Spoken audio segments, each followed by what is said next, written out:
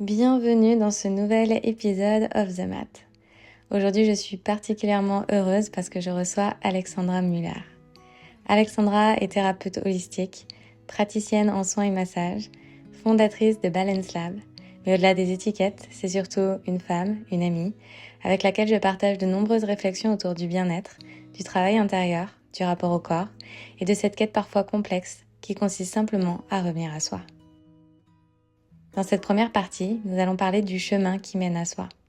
Nous allons revenir sur le parcours d'Alexandra, sur les expériences qui l'ont amenée vers cette voie, mais aussi sur ce que cela signifie réellement d'entreprendre un travail intérieur. Parce qu'aujourd'hui, les mots guérison, développement personnel ou encore féminin sont partout. Pourtant, derrière ces concepts, il y a souvent quelque chose de beaucoup plus subtil, de beaucoup plus nuancé et surtout de profondément humain. Nous allons parler de vulnérabilité, de transformation, de ce que l'on découvre lorsque l'on accepte de regarder un peu plus honnêtement à l'intérieur de soi. J'espère que cette conversation résonnera avec toi autant qu'elle a résonné avec moi. Je te laisse découvrir cette première partie de notre échange. Belle écoute.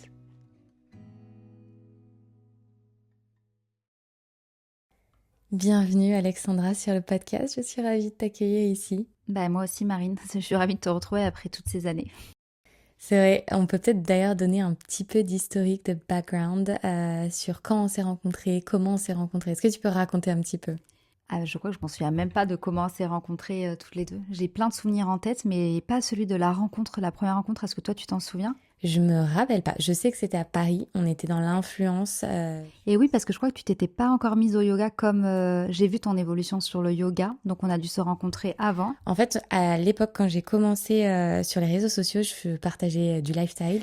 Et aujourd'hui, alors on a toutes les deux évolué. Oui, c'est sûr. Parce que ça fait quand même une dizaine d'années. Ça fait une dizaine d'années qu'on se connaît. On a évolué un petit peu dans la même direction, mais on fait des choses qui sont un petit peu différentes. Et avant qu'on rentre vraiment dans tout ce qui va être bien-être, corps, rapport au corps, intuition et manière de vivre notre vie, j'aimerais que tu nous parles justement un petit peu de cette Alexandra d'aujourd'hui, ce qu'elle est devenue, ce qu'elle fait au quotidien. Donc qui déjà était Alexandra avant Balance Lab ?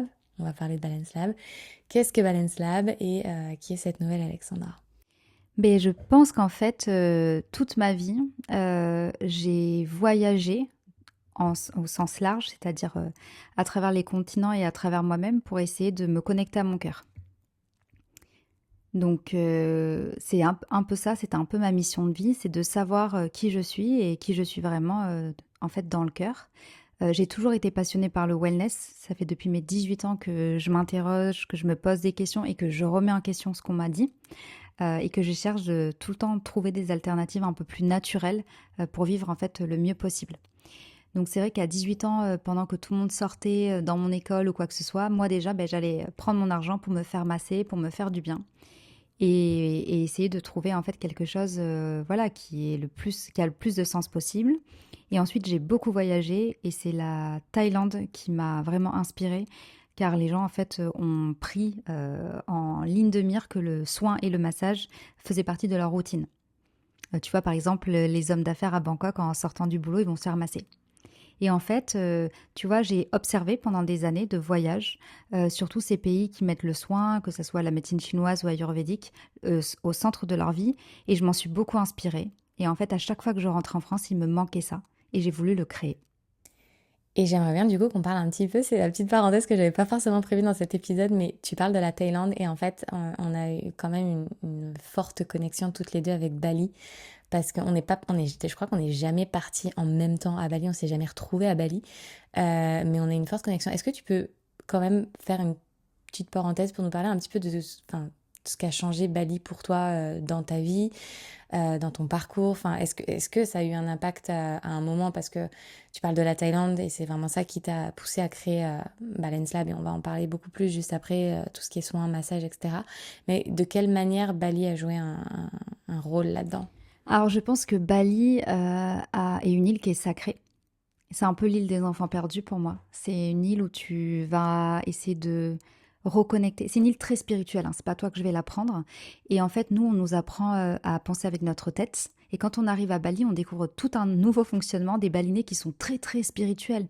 Les offrandes, les croyances, le karma, etc.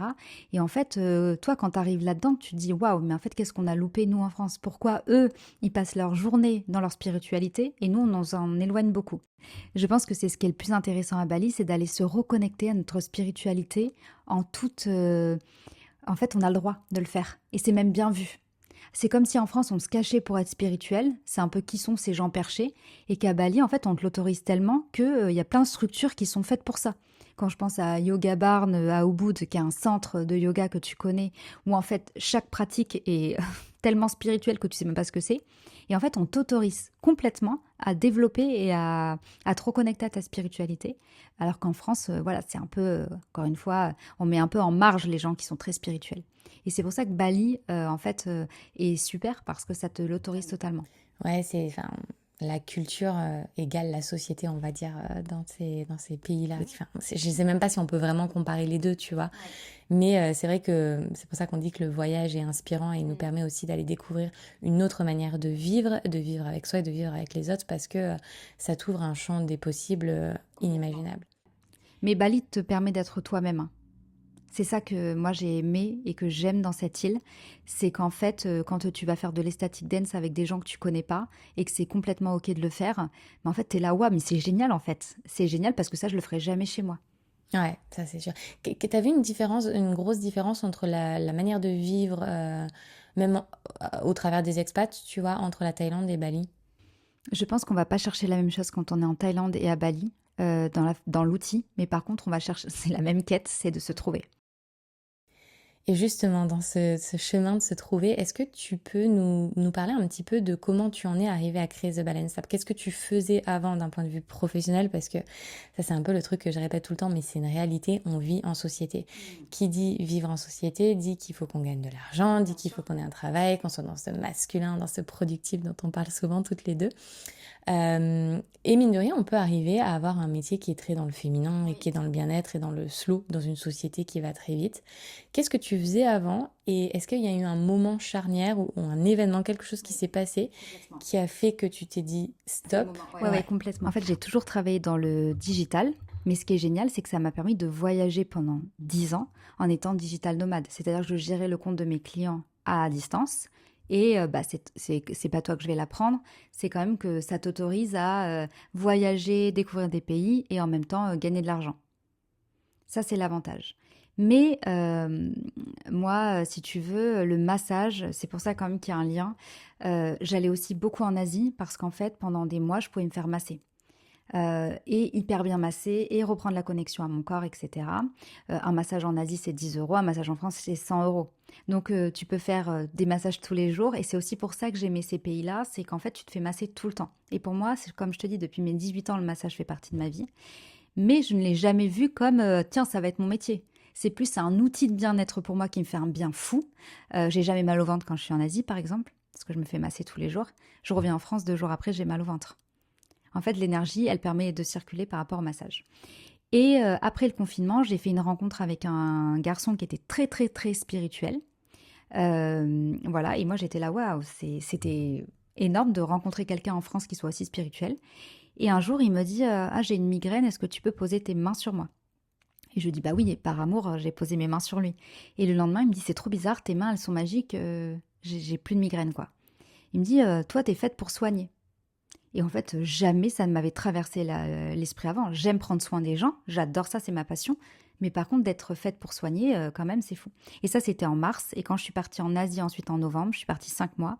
Et je me suis dit, bah, vas-y, prends ce voyage comme va te former. Et donc, j'ai fait la Thaïlande, Bali, où je me suis formée à tous les pratiques, en fait, possibles et inimaginables entre la Thaïlande et Bali. Et quand je suis revenue en avril, 4 jours après, j'ouvrais mon cabinet de massage.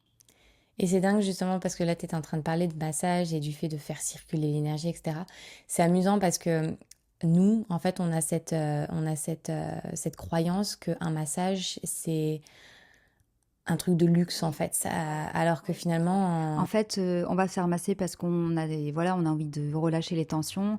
Même on se fait papouiller souvent dans les spas, etc. Et moi, comme j'ai été inspirée par l'Asie très vite, le massage égale soin.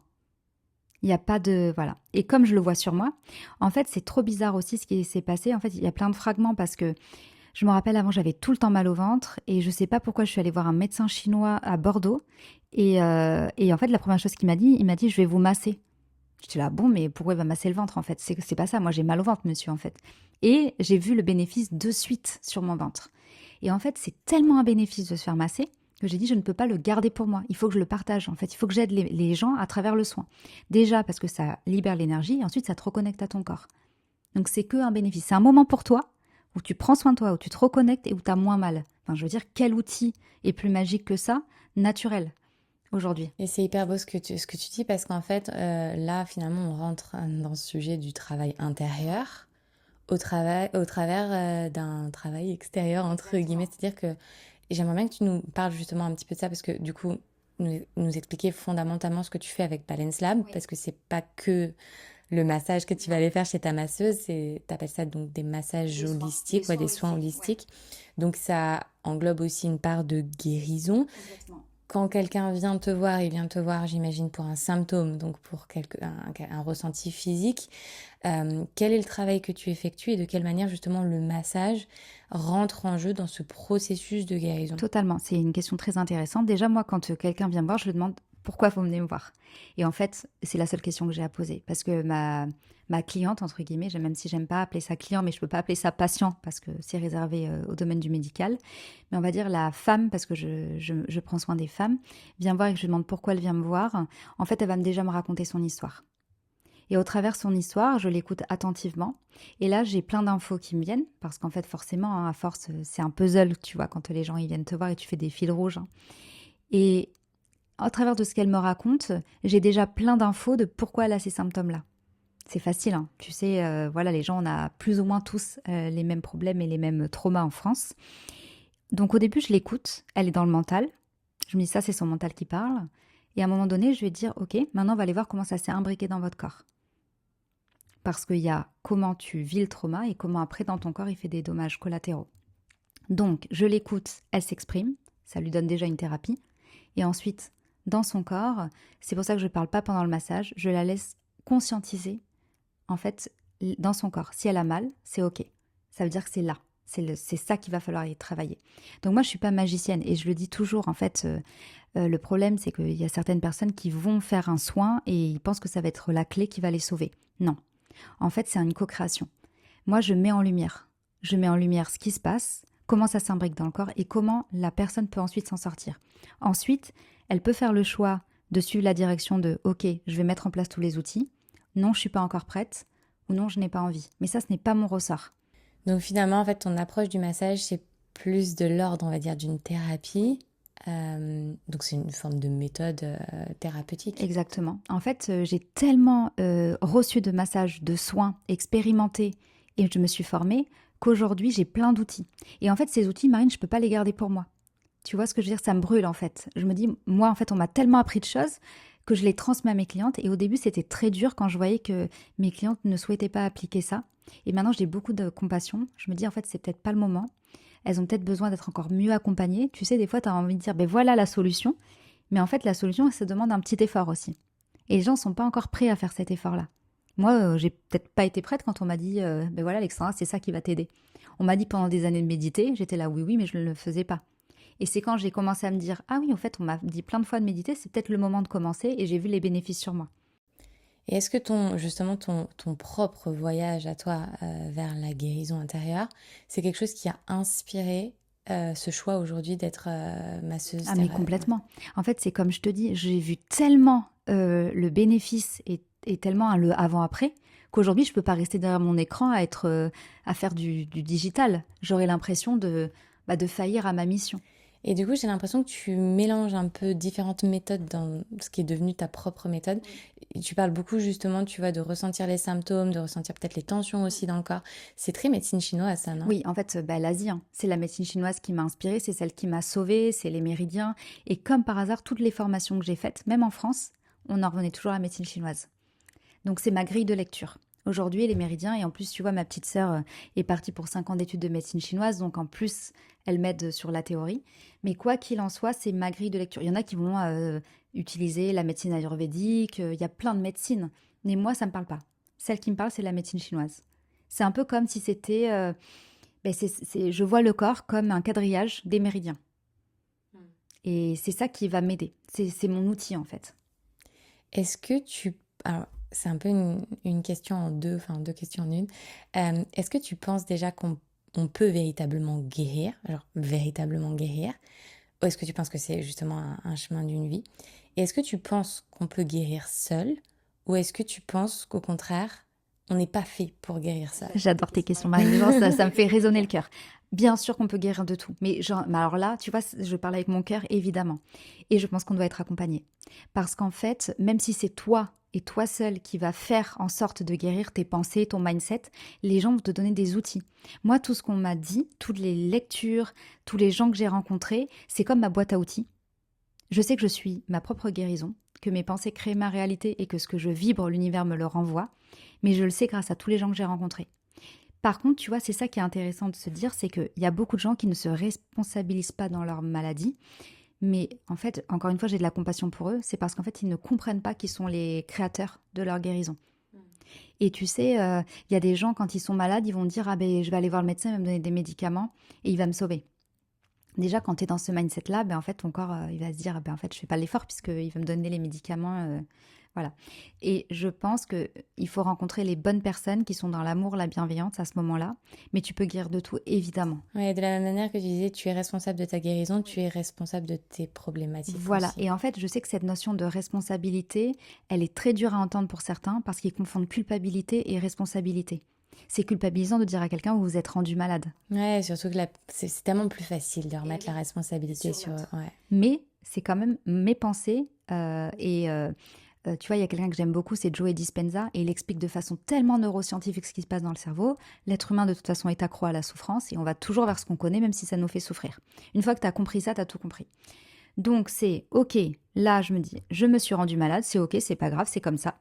Comment je fais pour m'en sortir? Et c'est là où tu vas chercher des outils à travers les gens. Et ce qui est super, c'est que je trouve qu'on nous envoie toujours les bonnes personnes au bon moment. Si quelqu'un vient me voir, mais vraiment, je me dis, mais c'est parce qu'il devait... En fait, je vais lui dire ce qu'il avait besoin d'entendre à ce jour-là. C'est pour ça aussi que je limite le nombre de mes soins. Pour toujours être dans l'amour, dans la vibration de l'amour et pas de l'argent. En fait, je veux pas que mes massages soient ma première source de revenus, comme tu posais la question. Parce que si je le fais dans un contexte de vibration de il me faut de l'argent pour masser, je vais masser plus, me fatiguer et ne plus être dans cette énergie de transfert. Quels sont les mécanismes que tu as observé le plus ou que tu observes le plus depuis que tu es masseuse chez les femmes justement que tu accompagnes? La survie. Le fait de se dissocier de leur corps, la survie, le masculin, être beaucoup dans son yang. Les femmes que je rencontre, en fait, elles sont dans un déséquilibre du masculin. En fait, dans toutes les médecines, on peut l'appeler comme on veut, il y a un équilibre du yin et du yang. Donc le yin, c'est la passivité, la féminité, etc. Et le yang, c'est ton côté plus masculin d'action. L'un ne va pas sans l'autre. Si tu es trop dans le yin, tu fais rien, tu es dépressif. Si tu es trop dans le feu, tu es dans le yang, tu es dans l'inflammation. Donc, et le burn-out, évidemment. Et ensuite, après le burn-out, en général, il y a la dépression parce que tu es dans le yin. Donc, en fait, chacun doit être à sa place. Je sais qu'en plus, dans nos sociétés, c'est un peu touchy parce que la femme, elle a voulu aussi reprendre ses droits. Mais être trop dans son masculin, elle n'est pas dans son plein potentiel. En fait, les hommes sont devenus yin, les femmes sont devenues yang. Il y a un déséquilibre qui s'est créé dans les deux. Mais c'est un cercle vicieux parce que plus l'homme est dans le yin, plus la femme est dans le yang. Et c'est là où ça crée des maladies chez les deux. En fait, une femme, et je sais que je ne vais pas me faire beaucoup d'amis en te disant ça, mais elle est faite pour la réceptivité et la douceur. Je sais qu'on a envie de s'émanciper et c'est tout à notre honneur, mais c'est pas notre énergie de base. Tu sais, quand tu dis ça, Alex, malgré tout, je pense que ça fait beaucoup de bien à beaucoup d'entre nous de l'entendre parce que tu sais, souvent, justement, en tant que femme, le côté très maternel fait qu'on se responsabilise de choses. Je pense moi, comme beaucoup de femmes qui vont nous écouter sur ce podcast, ont un peu ce profil de sauveur, de guide, etc. Ouais, de guerrière, de guérisseuse. En fait, faut tenir, mais moi, je gagne ma vie, ok?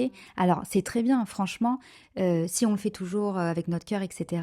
Sauf qu'en fait, on va dépasser le 50%. On va arriver à 60% de yang, 70%. Moi, je vois des femmes, elles sont à 80% dans leur masculin. Et en fait, évidemment, là où ça va taper, problèmes gynéco, endométriose, SOPK et compagnie. Ben ouais, mais en fait, on n'est pas dans notre énergie. L'énergie féminine est une énergie de réceptivité. Je pense que c'est aussi en fait, je sais pas comment on dit en français, mais tu reframe cette pensée limitante que la société nous a inculquée, que il fallait être dans le faire.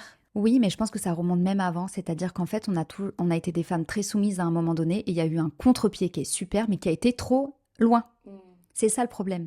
C'est qu'en fait, les femmes, avant, elles étaient au foyer, donc dans leur yin total, hein, par contre.